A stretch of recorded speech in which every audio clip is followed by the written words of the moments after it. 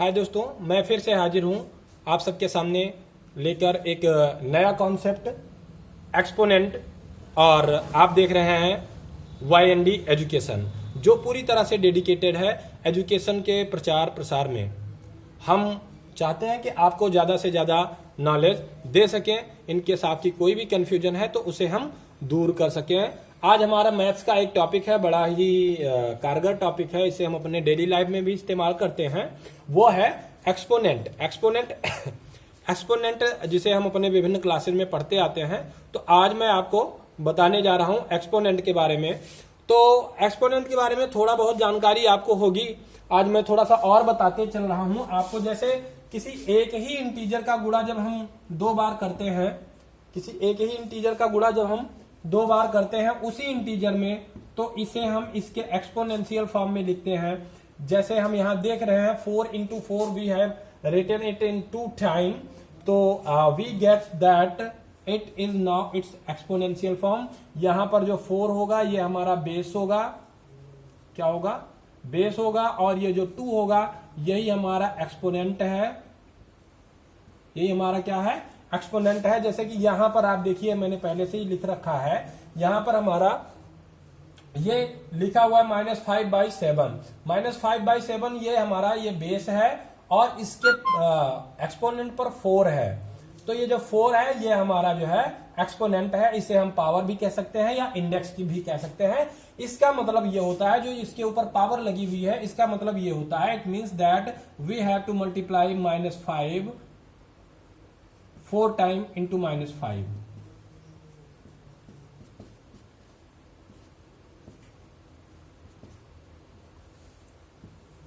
And 7 4 time. तो इसे हम कहते हैं, ये जो जिस फॉर्म में इसे लिखा गया है, यहां पर इसे आप देख रहे होंगे, ये जिस फॉर्म में लिखा गया है इसे हम बोलते हैं एक्सपोनेंशियल फॉर्म। क्या बोलते हैं, एक्सपोनेंशियल फॉर्म। तो कोई दिक्कत नहीं है, बहुत ही इंटरेस्टिंग सब्जेक्ट है, टॉपिक है आज आपका ये, और आप आराम से इसे कर सकते हैं। देखिए कुछ लॉज मैंने लिख रखे हैं इसके। आज मैं एक एक करके आपको अभी 10 से 15 मिनट के वीडियो में मैं आपको डिस्क्राइब करके दे रहा हूं। आपको बहुत ही ध्यान से देखना है। अगर कोई कंफ्यूजन है तो आप कमेंट सेक्शन में जाके बिल्कुल कमेंट कर सकते हैं। अगर इससे रिलेटेड कोई क्वेश्चन आपका फंस रहा है तो उसे आप पूछ सकते हैं। जी बिल्कुल, आप ये काम कर सकते हैं। देखिए पहला क्या होता है कि अगर हमारे पास दो ऐसी चीजें आ जाती हैं जिनका बेस सेम है, क्या ध्यान रखना है हमें। जैसे हम एक एग्जांपल लेते हैं, न्यूमेरिकली एग्जांपल हमारे पास है कि 2 के power 2 to the power 2 is multiplied by 2 to the power 3। According to the rule क्या है हमारा, रूल फर्स्ट है a to the power m into a to the power n is equal to a to the power m plus n। मतलब कि जब हम multiply कर रहे होंगे सेम बेस के साथ, क्या, सेम बेस के साथ, तो हमारे जो एक्सपोनेंट है, पावर है या इंडेक्स जो भी आप कह लें, एज यू विश, आप उसे ऐड कर लेंगे। क्या कर लेंगे, उसे ऐड कर लेंगे। तो हम यहां देख रहे हैं कि हमारा बेस जो है वो दोनों में 2 है, तो 2 और पावर जो इसके हैं वो 2 और 3 है, यानी कि हम क्या पाते हैं 2 to the power 5। दोस्तों बहुत ही इंपॉर्टेंट जो है कॉन्सेप्ट है। आप पेन कॉपी लेकर बैठे और आप इसे नोट कर सकते हैं। इससे रिलेटेड कोई क्वेश्चन अगर आपको फंसता है तो कमेंट सेक्शन में जाके आप बिल्कुल बता सकते हैं। वो क्वेश्चन आपको अगले नेक्स्ट वीडियो में आपको डिलीवर कर दिया जाएगा उसका सोल्यूशन, ठीक है ना। तो ये हो जाता है हमारा 2 to the power 2 into 2 to the power 3 is equal to 2 to the power 2 plus 3।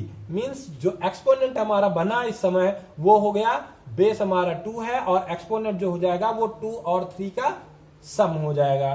That means 2 to the power 5 is our next product, ठीक है, ओके। अभी एक और लॉ है कि अगर पावर पर पावर हो, मतलब एक्सपोनेंट पर एक्सपोनेंट लगा हो, जैसे वो हमारा कुछ यूं हो सकता है कि हमारा लॉ हो a to the power m to the power n। तो चलिए इस पर एक एग्जांपल लेते हैं हम, और a की जगह पर हम इसे मान लेते हैं, हमारा एक्सपोनेंट हो जाता है 3 to the power 4⁻3।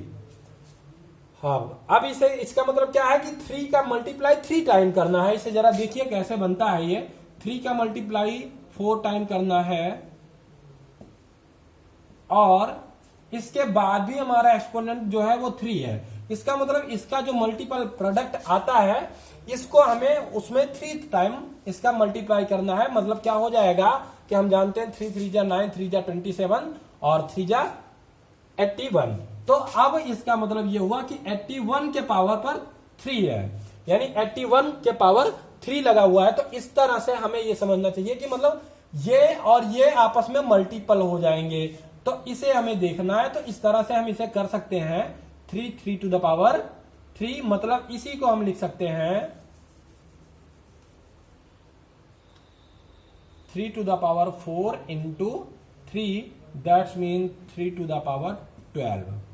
अब ये प्रोडक्ट और जो अभी मैंने आपका किया ये बराबर होगा हमारा 81⁻3 के, 243 के पावर 3 के बराबर होगा।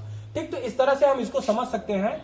अब इसके बाद जो है इसी से रिलेटेड जो दूसरा लॉ है उसको हम देखते हैं क्या है वो। इसी से रिलेटेड दूसरा लॉ है हमारा। ठीक है, मैं दोनों तरफ आपको करके दिखाई दे रहा हूं अभी से। एक है कि अगर आपका एक एक्सपोनेंट का बेस मान लीजिए a है, इस पर एक्सपोनेंट m है, और दूसरा जो है वो बेस b है और इस पर जो एक्सपोनेंट है वो भी आपका सेम ही है। ठीक है ना। तो इस केस में क्या होगा, इस केस में ये होता है कि ये दोनों एक्सपोनेंट आपस में एक हो जाते हैं और इनका हम आपस में मल्टीप्लाई कर लेते हैं। इसको एक एग्जांपल के माध्यम से हम समझते हैं। जैसे एक बेस हमारे पास 2 है और एक्सपोनेंट भी इसका 3 है मान लीजिए, और दूसरा जो है वो हमारा 4 है और इसका एक्सपोनेंट भी 3 है। तो हम पाते हैं कि 2⁻3 इज इक्वल टू 8 और ये होता है हमारा 64। यहां मल्टीप्लाई करने पर हम पाते हैं, क्या पाते हैं दोस्तों, जल्दी से आप कैलकुलेट करने का प्रयास आप जल्दी लगातार करते रहिए। 8 4 जा 32 एंड 8 6 जा 48 और 3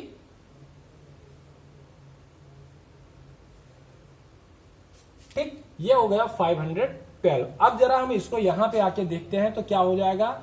a की जगह पर हम रखते हैं 2 को और b की जगह पर रखते हैं 4 को और m हमारा क्या है वो है 3।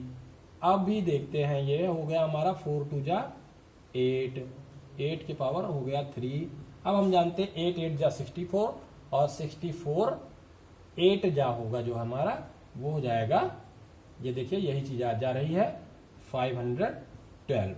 तो इस तरह से हम समझ सकते हैं, ये हमारा हो जाता है कि इस तरह से हम इसको सॉल्व कर सकते हैं। अगर आपको कोई प्रॉब्लम आती है तो आप आगे से भी मैसेज कर सकते हैं। बहुत ही आसान है, बस थोड़ा सा आपको देखना है। दोनों पक्षों को आप काम करते रहिए, इस सेक्शन में भी इस सेक्शन में भी।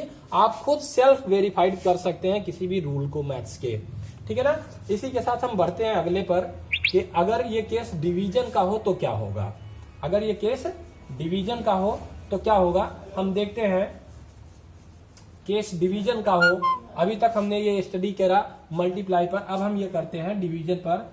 a पर एक्सपोनेंट हमारा m है और वो डिवाइड किया जा रहा है a पर एक्सपोनेंट जब n है। तो जो लॉ कहता है वो कहता है m माइनस n। ठीक है ना।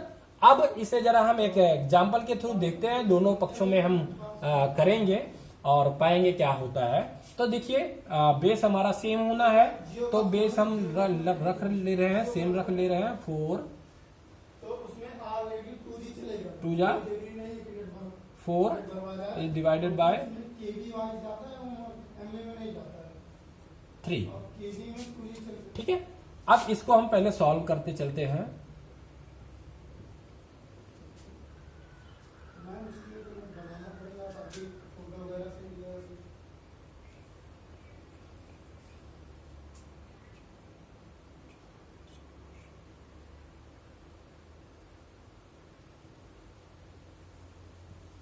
क्या नाम है बच्चे का नाम?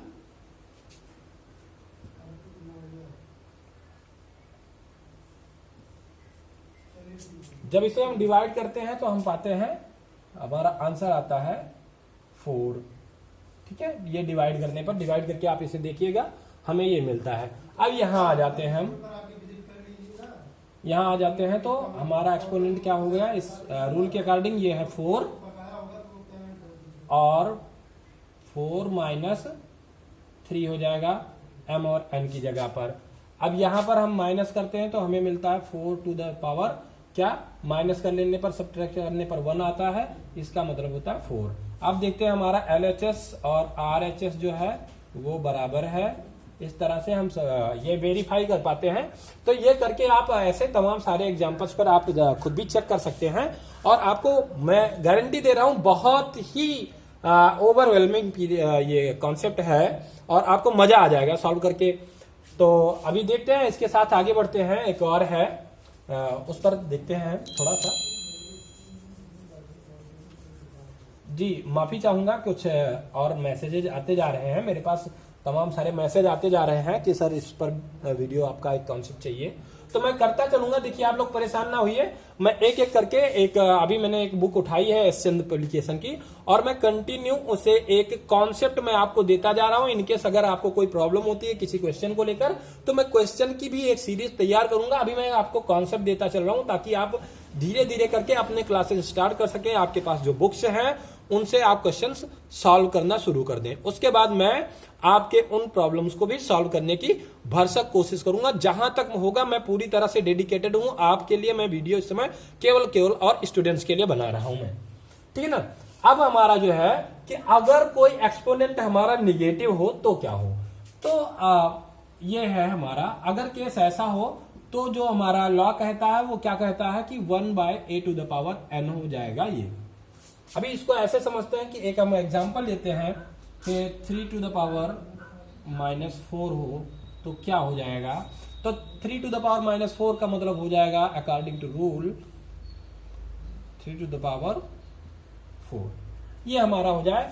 मतलब ये निगेटिव जो एक्सपोनेंट है, इसका मतलब है कि आपको इनवर्स कर देना है। इनवर्स तो आप जानते ही होंगे, इनवर्स का मतलब अगर कोई चीज 2/3 है और इस पर एक्सपोनेंट -1 है तो आप इसे क्या कर देंगे, 3/2 कर देंगे। ये आपका इनवर्स कहलाता है। क्या कहलाता है, इनवर्स कहलाता है। तो इनवर्स आपको जानना है। इसे जनरली आप कहें तो ये मल्टीप्लिकेटिव इनवर्स है, और एक होता है एडिटेटिव इनवर्स। इनवर्स की बात कर रहे हैं तो मैं आपको यहां क्लियर करता चल रहा हूं कि मल्टीप्लिकेटिव इनवर्स, देखिए मैं आपको बताए दे रहा हूं मल्टीप्लिकेटिव क्या है। वो शब्द है मल्टीप्लिकेटिव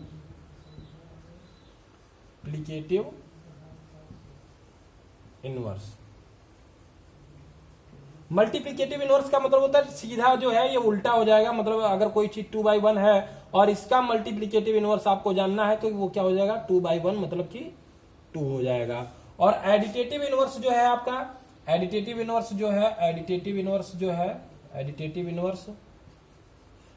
इनवर्स में मान लीजिए कोई चीज, कोई एक इंटीजर आपके पास 4 है, तो ये एडिटेटिव इनवर्स में ये निगेटिव इंटीजर बन जाएगा, -4 हो जाएगा। क्लियर, क्या हो जाएगा, -4 हो जाएगा। एडिटेटिव इनवर्स में वो क्या हो जाएगा, -4। जैसे एडिटेटिव इनवर्स को आप इस तरह से ही समझ सकते हैं कि कोई चीज 4, कोई एक डिजिट है जो 4 है, तो इसका एडिटेटिव इनवर्स जो होगा वो -4 हो जाएगा। क्लियर, ये है। तो इसी तरह जब एक्सपोनेंट आपके निगेटिव होंगे, आपको ध्यान देना है, अगर एक्सपोनेंट आपका निगेटिव है तो वो तुरंत चेंज हो जाएगा। वो क्या हो जाएगा, इसका इनवर्स हो जाएगा। और इनवर्स भी कैसा होगा, मल्टीप्लिकेटिव इनवर्स होगा। ओके, फिर एक और बचा हुआ है, मैं उसे आपको बता दे रहा हूं।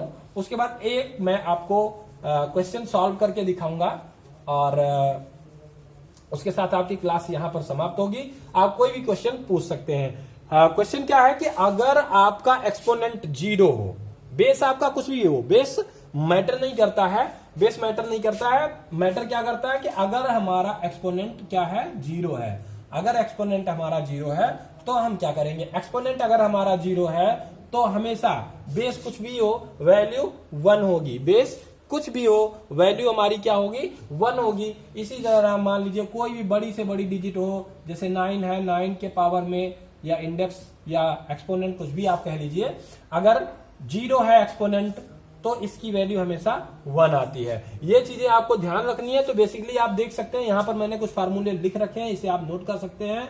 3, 4, 5, 6 इनको आप नोट कर सकते हैं, याद कर, यही आपको ध्यान में रखना है। बाकी चीजें बहुत आसान है। आपने अलजेब्रा में भी इन चीजों को पढ़ा होगा कि जब दो सेम इंटीजर को, अलजेब्रिक एक्सप्रेशन को हम आपस में मल्टीप्लाई करते हैं लाइक टर्म्स को, तो वो क्या होते हैं, एक्सपोनेंशियल फॉर्म में आगे बढ़ते जाते हैं। इस चीज को हमें ध्यान रखना होगा कि उनका जो क्रम होता है वो एक्सपोनेंशियल फॉर्म में एक के बाद एक इंक्रीज करते हुए चले जाते हैं। तो चलिए दोस्तों, एक मैं आपको इस पर बेस्ड एक क्वेश्चन बताने जा रहा हूं और उम्मीद है कि इससे आपको सारा कॉन्सेप्ट क्लियर हो जाएगा। तो अभी ये सब मैं आपको इरेज कर दे रहा हूं। आपको ये नोट करना है तो आप नोट कर लीजिए, थोड़ा सा वीडियो को पॉज करिए और इस फार्मूले को आप नोट कर सकते हैं। मैं मिटा के थोड़ा सा एक आपको क्वेश्चन बताने जा रहा हूं और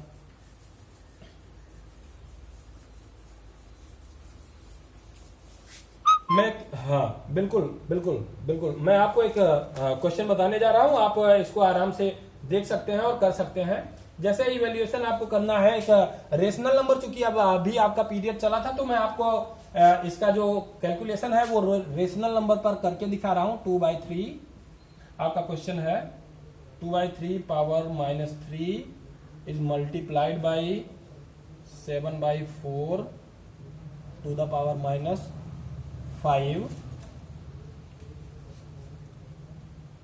इंटू 2/3 टू द पावर 3। ठीक है ना। अब सपोज करिए कि इस क्वेश्चन को आपको सॉल्व करना है। तो देखिए कुछ नहीं है, बड़ा सा सिंपल सा सवाल है कि हम देख रहे हैं यहां पर दो बेस सेम है। इन सेम बेस के साथ क्या करना है आपको, देखिए चूंकि बीच में क्या है, मल्टीप्लाई का सिंबल है, तो आप क्या करेंगे, ये आपके क्या हो जाएंगे, ऐड हो जाते हैं। इस केस में हमें क्या करना है, इनके सेम है, तो 2/3 हमारा अगला स्टेप होगा जो वो 2/3 -3 + 3 हो जाएगा। और फिर एक दूसरा जो टर्म हमारा वो 7/4। नहीं, डोंट बी पैनिक, आप आराम से कर सकते हैं इसे। आप किसी चीज को देखकर परेशान ना हो, बस जो आपका कॉन्सेप्ट आपको बताया जा रहा है उसको फॉलो करते चले। अब देखिए इसका जो सम होगा वो क्या आएगा, 0 आएगा। 2/3 to the power 0 into 7/4 to the power -5। अभी आपको बताया गया कि किसी का पावर भी अगर 0 है तो इसकी वैल्यू 1 होगी, तो अगला स्टेप होगा 1 into 7 to the power 4 to the power -5। और इस कंडीशन में भी आपने देखा है कि इस चीज को हम क्या करते हैं, इनवर्स कर देते हैं। अगर किसी की पावर निगेटिव, अच्छा 1 से मल्टीप्लाई करेंगे तो हमारे प्रोडक्ट में कोई चेंज नहीं होता है, ये हम सब जानते हैं। तो यहां पर हमारा जो आंसर आ जाएगा वो हो जाएगा 4/7 टू द पावर 5।